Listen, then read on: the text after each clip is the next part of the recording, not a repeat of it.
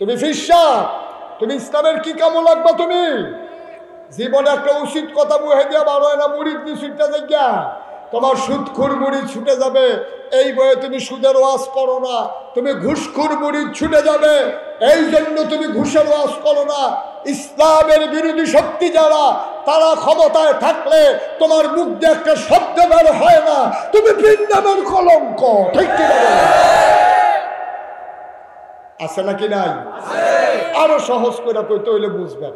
আমি তো লাগাইছি ফিরসা, বাংলাদেশে মনে করেন 500 ফিরসাব আছে, একটা কথা দেখাই। এখন সব ফিরসাব যদি কয় যে আমি বেনামাজি মুরিদ বানাই না, আর সবাই যদি মুরিদ হইতো চায়, তাইলে মুরিদ হইতে হইলে নামাজ পড়ে মুরিদ হন লাগবো। ঠিক কিনা কয়? আমার কাছে মুরিদ হইতে হইলে আমি যদি কই আমি বেনামাজি মুরিদ বানাই না, হাতে গাড়া দিয়া কি থাকো জানেননি? এবার একটা ফিরসাব, কত ফিরসাবে খবর দেয় যাই না।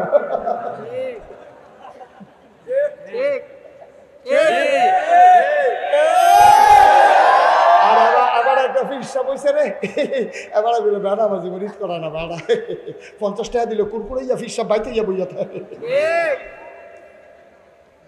ঠিক কিনা কও? ভাই সাহেব কদ্দুর চিন্তা করে না আব্বা, আব্বা কদ্দুর চিন্তা করে। হিসাব এই দুনিয়াতে হবে না, হিসাব হবে ওখানে যেখানে কোনো সুপারিশ চলবে না। ঠিক কিনা কও? চিন্তা করে চললেন, একটু হিসাব মিলাইয়া চললেন, মনটা যা ধরে তা কইলেন না। আমার দেশে সর্বনাশ হয়েছে এইটাই, আমরা যারা আল্লাহওয়ালা দাবি করি, আমরা আল্লাহর পথে অটল থাকতে পারি না। যদি আজকে বাংলাদেশের সবগুলো মসজিদের ইমাম রায় দেয় যারা বেনামাজি তাদের জানাজা হবে না, তাহলে এই বাংলাদেশে একটা বেনামাজিও থাকবে না। আমি না করলে লাভ হবো কি? আরেকবার না পড়াইলা, এবার গিয়ে পড়াইলা 50 টাকা নোটটা দেখলে এবার কি আর মান যাবি? সবে তো হাফ প্যান্ট, সব কষ্ট হইতেছে না? ছেড়ে দেওয়া দরকার, আর সামান্য একটু ছেড়ে দিচ্ছি ইনশাআল্লাহ। আল্লাহ যেন কবুল করে, সবাই কোন আমিন। আবার কয় দফা না? কয় দফা? নবী কি রাজি? রায় দিয়ে দিল না না না, সূর্য দেওয়া যাবে, চন্দ্র দেওয়া যাবে, এক আল্লাহর পথ থেকে সরানো যাবে না। কাফেররা কোন খুশি না রাগান্বিত, তারা সাংঘাতিক রাগ। আবার মিটিং বসছে, আবার দারুন নাদওয়ায়, আবার সিদ্ধান্ত হয়ে গেল মুহাম্মদকে আর জীবিত রাখা হবে না। সিদ্ধান্ত হয়েছে যে মুহাম্মদের কল্যাণ আনতে পারবা তাকে লাল উট উপহার দেওয়া হবে। সিদ্ধান্ত হয়ে গেছে। এখন কাফেররা যে মিটিং করে সিদ্ধান্ত নিছে, এই আল্লাহ জানেনি, আমরা যা কই আল্লাহ শুনেনি, আমরা যা চিন্তা করি আল্লাহ জানেনি, আমরা যা করি আল্লাহ দেখেনি। কাফেররা যে মিটিং বসে আল্লাহ দেখেনিও, তারা কি চিন্তা করে আল্লাহ জানেনিও, তারা কি বুদ্ধি করতেছে আল্লাহ শুনেনি। আল্লাহ ডাক দিছে জিব্রাইল রে। কারে ডাক দিছে? কতক্ষণ কারে ডাক দিছে? জিব্রাইল করে আল্লাহ আমি তো এহানো থাকলে বই ঋষি কি হতে হেন তোমরা শুনতেছো না কাফেররা কি বুদ্ধি করতে আছে? আপনি কইলে তো আমি দৌড় দিয়া লাই কিতা কল আল্লাহ। আহারে কথা তো আরেকটা মনে পড়ছে, কইলে তা আল্লাহ যে জিব্রাইল রে কি ক্ষমতা দিছে, কিতাবও আইছে জিব্রাইল যদি পৃথিবীর উত্তর মাথাটা খাড়াইয়া দক্ষিণ মাথার যাওয়ার লেগে একটা কদম দেয়, সীমানার বাইরে গিয়া ফাও পড়ে। আরো সহজ করে কই, ইউসুফ নবীরে 10 ভাইয়ে মিল্লা কুয়ার মুহূর্তে ছাইড়া দিছে, ফর্মকো কুয়ার ভিতরে ফানির আল্লাহ ছাইড়া দিছে। খেয়াল করে 10 ভাই হাতেরতে ছাইড়া দিছে। ছাড়ানোর পরে আল্লাহকে জিব্রাইল করে আল্লাহ আমি তো এখন বইয়ে রয়েছি, তো ইউসুফ নবীর যে কুয়ার ছাইড়া দিল, কুয়ার ভিতরে সাপ আছে, বিচ্ছু আছে, ভাঙ্গা কাছ আছে, আমার ইউসুফ নবী কষ্ট হইতো না? কই কিতা করতা? কই তুই তাড়াতাড়ি কুলোলো, হেগুল দিয়া ছাইড়া দিছে, তারা আলাপ করতে আছে। ইউসুফ নবীরে তাড়াতাড়ি কুলোলো, ফানিত ফরনের আগে কুলো লইবি। জিব্রাইলে মুচকি হাসি দিয়া আল্লাহ টেনশন করেন না, ইউসুফ নবী আমার কুল হয়ে আছে। এটার নাম জিব্রাইল, এটার নাম জিব্রাইল। এই জিব্রাইল আলাইহিস সালাম আল্লাহ কয় এটা নিজে মিটিং করলো, নবীরে মাইরা লইব, কথাটা গিয়ে নবীর কানে কানে কইয়া ইয়া রাব্বাল আলামিন, আমি নবীর দরজার দাঁড়াই রয়েছি, টাক দিতেছি ঘুমাতে উড়নের লেগিয়া। উঠছে পরে কয়, ইয়া রাসূলুল্লাহ আর দেরি করন যেত না, প্রস্তুত থাকেন, যে কোনো সময় ঘোষণা আসবে, ঘোষণা আসলে আপনি চলে যাবেন। আপাতত ফাইনাল ঘোষণা এখনো আসে নাই, তবে মেন্টালি প্রিপারেড প্রস্তুত থাকেন, মানসিকভাবে প্রস্তুত থাকেন। 10 নম্বর মহাবিপদ সংকেত। যখন দেখবেন যে 11:30 গা, তখন করে আল্লাহ করলে ওই স্কুলটি বাড়িঘর হালাই দিয়া সব আপনি স্কুলের শেল্টার সেন্টার হইয়া পড়বেন, আর বাড়িঘরও তখন যেত না। নবী কয় প্রস্তুত।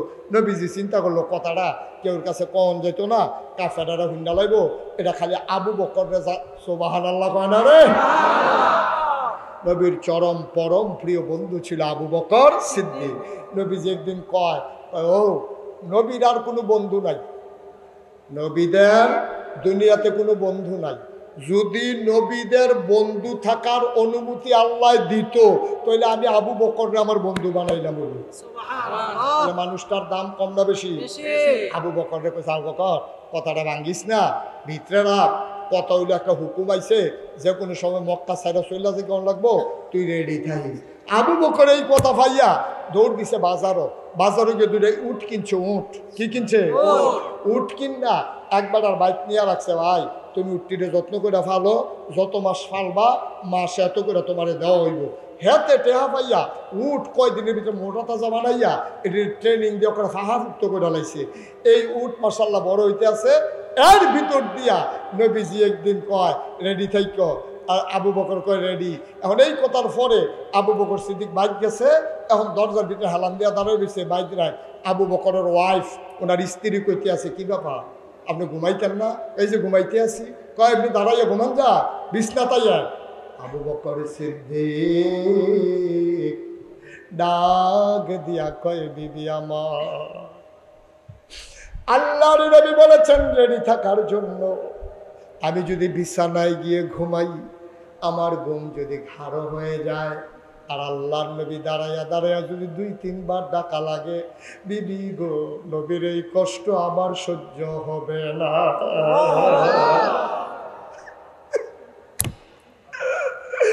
আমি বিছানায় ঘুমাইতে পারবো না, আমি দরজায় দাঁড়াইয়া ঘুমাবো। বিবি ডাক দিয়া কয়েন না, আবার কেমনে ঘুমায়, আপনার তো কষ্ট হবে। আবু বকর সিদ্দিক ডাক দিয়া কয়, আবু বকর সিদ্দিকের কষ্ট কোনো ব্যাপার না, আমার নবীর বিন্দু পরিমাণে কষ্ট আমার জন্য বরদাস্ত হবে না। আবু বকর সিদ্দিক যদি ক্ষতিও হয়ে যায় কোনো সমস্যা নাই। এমনিভাবে নবী হযরত আবু বকর সিদ্দিক রাদিয়াল্লাহু তাআলা আনহু দরজায় দাঁড়িয়ে দাঁড়িয়ে পিঠের ভিতরে, দরজার ভিতরে পিঠ লাগাইয়া ঘুমায়। একদিন আল্লাহ নবী দরজায় এসে ডাক দিলেন, আবু বকর। এক ডাকের সাথে সাথে আবু বকর সিদ্দিক কয়, লাব্বাইক ইয়া রাসূলুল্লাহ।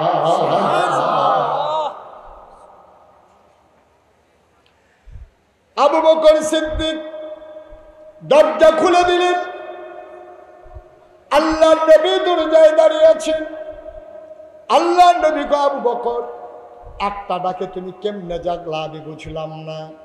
আবু বকর সিদ্দিক কয়, নবী গো, ও নবী, আপনি যখন বলেছেন প্রস্তুত থেকো, ওই দিন থেকে আমি আবু বকরের পিঠ আর বিছানায় লাগে না। কত সায়েন্টিফিক, ভূতত্ত্ববিদ, ভূগোলবিদ, যুদ্ধে পারদর্শী আমার নবীজি। নবীজি আবার বের হয়ে আবু বকর সিদ্দিক কয়, আসেন ওই বাড়িতে যাই।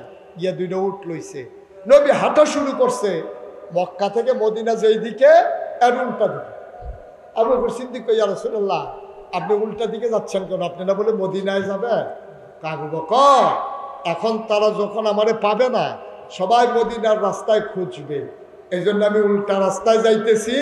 তাদের খোঁজা শেষ হইলে আমি মদিনার রাস্তা ধরবো। সুবহানাল্লাহ বলবেন না? এখন হাঁটতে হাঁটতে সাউর পাহাড়ের গুহায় গিয়ে দাঁড়ালেন। গুহার মুখে যখন দাঁড়াইলেন, আবু বকর সিদ্দিক কয়, ইয়া রাসূলুল্লাহ আপনি থামেন, আপনি আর আগাইয়েন না। কয় কেন? তাই আমাকে আগে গুহার ভিতরে যেতে দেন। তো তুমি আগে গুহার ভিতরে যাবা মানে বুঝলাম না। কয়, ইয়া রাসূলুল্লাহ ইয়া হাবিবাল্লাহ, গুহার ভিতরে যদি সাপ থাকে, গুহার ভিতরে যদি বাঘ থাকে, গুহার ভিতরে যদি বিচ্ছু থাকে, আপনাকে কামড় দেবে, আপনার ক্ষতি হয়ে যাবে। আপনি বাইরে দাঁড়ান, আমি একটু ভেতরে দেখে আসি গুহার ভিতরে কোনো জন্তু জানোয়ার আছে কিনা। আল্লাহর নবী চোখের পানি ছেড়ে দিয়ে, আবু বকর রে, ও আবু বকর, আমি ভিতরে গেলে বাঘ আমাকে কামড়াবে, তুই গেলে বুঝি কামড়াবে না?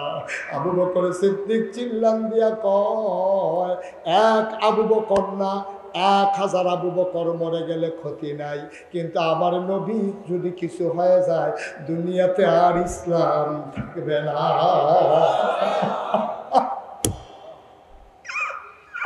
আমি আবু বকর যদি মরে যাই কিচ্ছু হবে না, কিন্তু আপনি না থাকলে ইসলাম থাকবে না গো নবী। আবার আবু বকর ভিতরে গেলেন, সব দেখে শুনে বললেন, ইয়া রাসূলুল্লাহ ভিতরে আসেন। আল্লাহ নবী গুহার ভেতরে ঢুকলেন, শরীর বড় ক্লান্ত, বড় পরিশ্রান্ত। নবীজি ডাক দেখো, আবু বকর একটু বিশ্রামের খুব দরকার ছিল। আল্লাহ নবীকে আবু বকর বললেন, নো টেনশন, কোনো চিন্তা নাই, আমি আসল পেতে বসতেছি, আপনি কুলের ভিতরে মাথা রেখে শুয়ে যাবেন। আবু বকর সিদ্দিক আসন পেতে বসলেন, আল্লাহ নবী কুলের ভিতরে মাথা রেখে শুয়ে পড়লেন। তার চোখ সাথে সাথে লেগে গেল। আবু বকর সিদ্দিক তাকায়া দেখে পুরাটা ওই গুহার ভিতরে শুধু ছোট ছোট গর্ত দেখা যায়, সাপের জিহ্বা দেখা যায়। কিতাবে 2টা বর্ণনা এসেছে, একটা এসেছে পাগড়ি, আরেকটা এসেছে পাঞ্জাবি। উনি পাগড়িটা খুললেন, টুকরা টুকরা করলেন, যতগুলা ছিদ্র আছে সবগুলা ছিদ্র পাগড়ির টুকরা কাপড় দিয়ে বন্ধ করলেন। কাপড়ের টুকরা শেষ, বাকি রয়ে গেল একটা গর্ত। কাপড়ের টুকরা আর গর্ত একটা। আবু বকর সিদ্দিক চিন্তা করলেন, কি করি, নবী যদি ঘুম ভেঙে যায় সব শেষ। আবার আবু বকর সিদ্দিক আস্তে করে একটা পা বের করলেন, পাটা গর্তের মুখে চাপা দিয়া রাখলেন। আর নবী ঘুমাইতেছেন, বিষাক্ত পাহাড়ি সাপ বের হতে না পেরে আবু বকরের পায়ের ভিতরে ছুবল মারলেন। আবু বকরের শরীরটা সাথে সাথে নীল হয়ে গেল, বেদনায় শরীরটা নীল হয়ে গেল। চিৎকার করে কাঁদতে ইচ্ছে করে, ঠোঁটটারে তিনি কামড় দিয়ে ধরে রেখেছেন, যদি আওয়াজ বের হয় আমার নবীর ঘুম ভেঙে যাবে, আমি ঘুম ভাঙতে দিতে পারি না। ঠোঁটটারে কামড়াইয়া লাল করে ফেলেছেন, কান্না থামাইতে পারেন না। কোনো মতে আওয়াজ থামাইছে, চোখের পানিটা থামাই রাখতে পারে নাই। কোন সময় মনের অজান্তে 2 ফোঁটা চোখের পানি আমার নবীজির গাল মুবারকে পড়ে গেছে।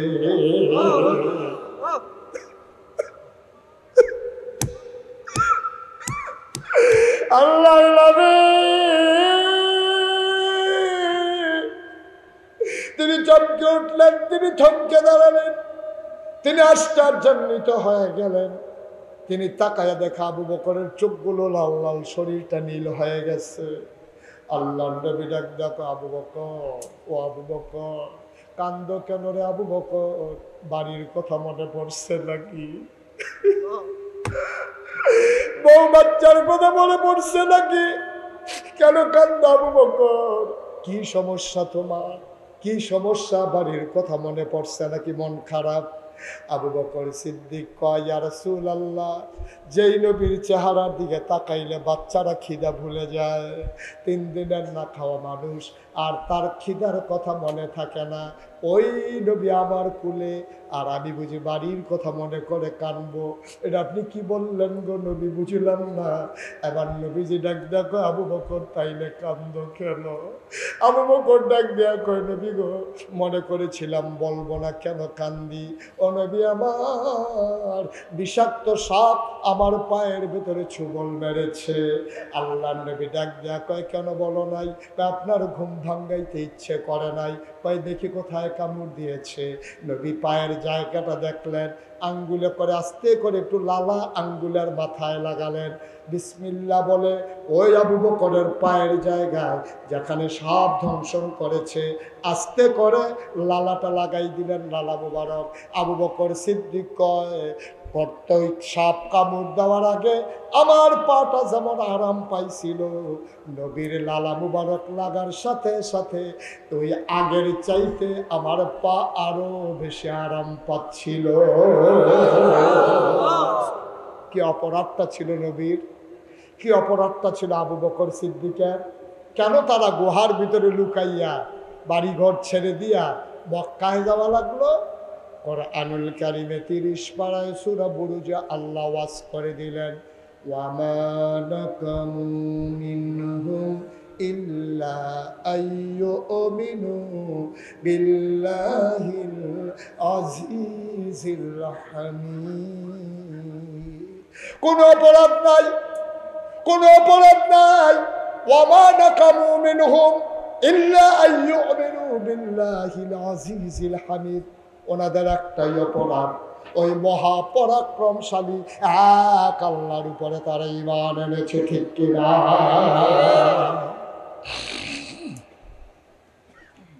আমতলবের মুসলমান মুশতাক ফয়েজি কোনোদিন তোমাদের এই গ্রামে আসে নাই, আর কোনোদিন যদি মুশতাক ফয়েজি না আসে, মনে রাখবা আমি এসেছিলাম, মনে রাখবা কথা কয়টা বলে গেলাম। ও ভাই, এই কথাগুলা মাইনা চইল। 33 বছর মুশতাক ফয়েজি মাহফিল করি, মাহফিলে কদম দিলে মাহফিলটার ওজন বুঝি। আজকে তোমাদের মাহফিলে কদম দিয়া মন সাক্ষী দিয়েছে, আল্লাহ তোমাদের মাহফিল কবুল করে নিয়েছে। তুমি যদি বলো যে হুজুর আমাদের মাহফিল যে কবুল বুঝলেন কেমনে? সকালবেলাও আজকে বৃষ্টির ফোঁটা পড়েছে, দুপুরেও পড়েছে, দুপুরের পরেও পড়েছে। আমি চান্দিনা দিয়ে যখন আসছিলাম আমি বৃষ্টির লক্ষণ দেখেছি। মনের ভিতরে ভয় ছিল বৃষ্টির কারণে মাহফিল করা যাবে কি যাবে না। এই বৃষ্টির মাঝেও যেহেতু আল্লাহ সুযোগ করে দিয়েছেন, মাইয়ুরিদিল্লাহু বিহি খায়রান ইউফাক্কিহু ফিদ্দীন, আল্লাহ যাকে কল্যাণ দিতে চায়, নাজাত দিতে চায়, লাভ দিতে চায়, আল্লাহ তাকে দিন বোঝার সুযোগ করে দেয়। যেহেতু ওয়াজের মাধ্যমে দিন বোঝার সুযোগ করে দিয়েছে, বোঝা গেল আজকের মাহফিল আমার আল্লাহ কবুল করে নিয়েছেন, ঠিক কিনা? কষ্ট হচ্ছে আপনাদের? আপনাদের মাছ থেকে লোকজন উঠা যাইতেছে, আপনারা বইয়া বইয়া কি করেন? এই বেড়াটারে বুঝাইয়া দুইজনে দুই জায়গা দিয়ে যাতা দিয়ে দুইটা হোটেলাম না কিন্তু তারা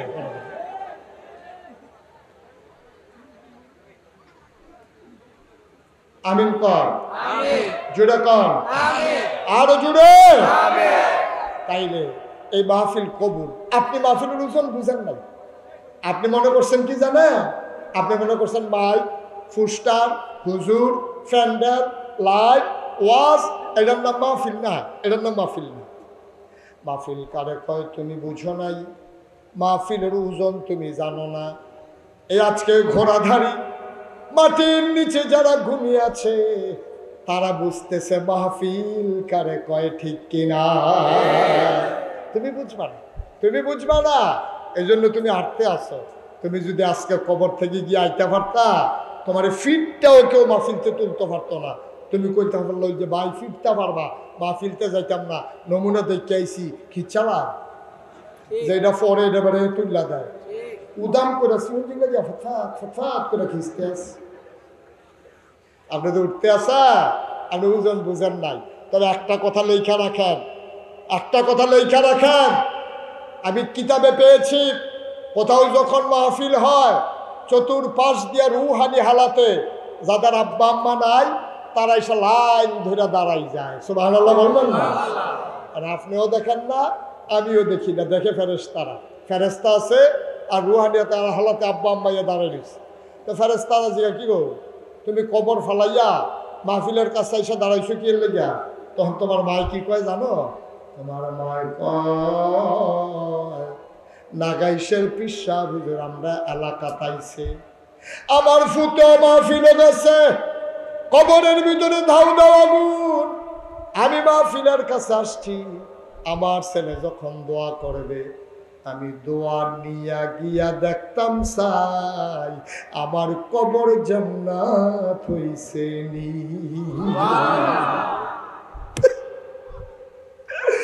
আমি জানি না কারাম্মা নাই, আমি জানি না কারাম্মা নাই।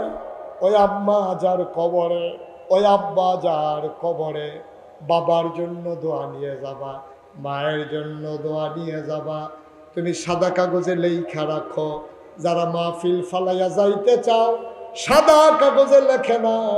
তুমি যেমন তোমার আব্বা আম্মার কবরে ফালাইয়া বাড়ির দিকে রওনা করেছো, যেই দিন তুমি কবরে শুইবা ওই দিন তোমার ছেলে দোয়া করার জন্য মাহফিলের কাছেও আসবে না, ঠিক কিনা? তুমি যদি তোমার আম্মারে বুঝলা লাও, তোমার আব্বারে বুঝলা লাও, তোমার ফুতে তোমারে মনে রাখবো এই আশায় দোহানবাহি খাইতেছ, তোমার ছেলে তোমার কথা মনে রাখবে না। তুমি অভ্যাস করো, তোমার ছেলেও তোমার জন্য বসে বসে দোয়া করবে। আল্লাহ যেন কবুল করে, সবাই কোন আমিন। এই প্যান্ডেলটার ভিতরে, এই প্যান্ডেলটার ভিতরে একটা লোক চাই, হুজুর দোয়া করে দেন। এই মসজিদের ভিতরে 60টা ফ্যান লাগবে। আমার আব্বার কবরে ধাউ দাও আগুন, আমার মায়ের কবরে ধাউ দাও আগুন। হুজুর 60টা ফ্যান, প্রতিটা ফ্যান সুন্দর দামি, ভালো করে যদি লাগাইতে চাও কম পক্ষে 5,000 টাকা করে একটা ফ্যান যাবে।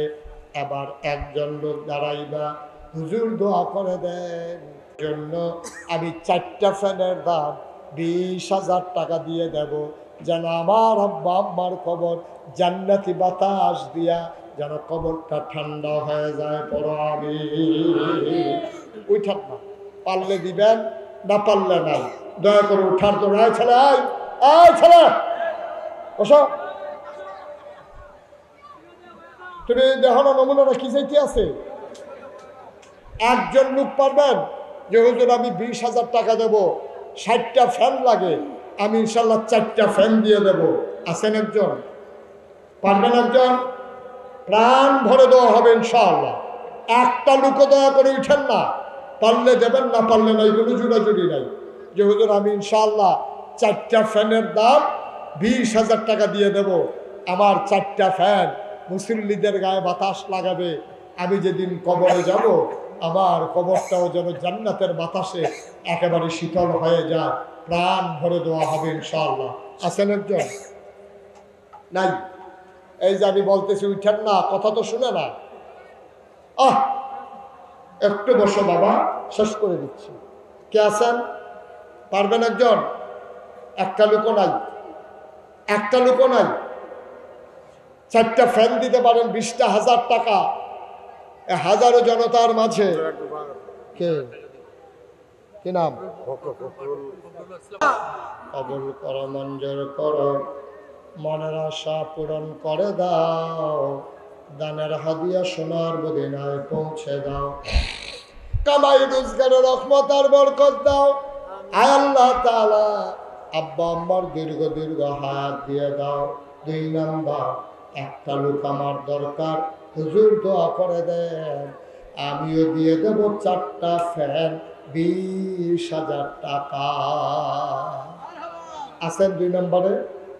2 নম্বর, 2 নম্বরে আছেন একজন? যে হুজুর ইনশাআল্লাহ আমিও 20,000 টাকা 4টা ফ্যানের টাকা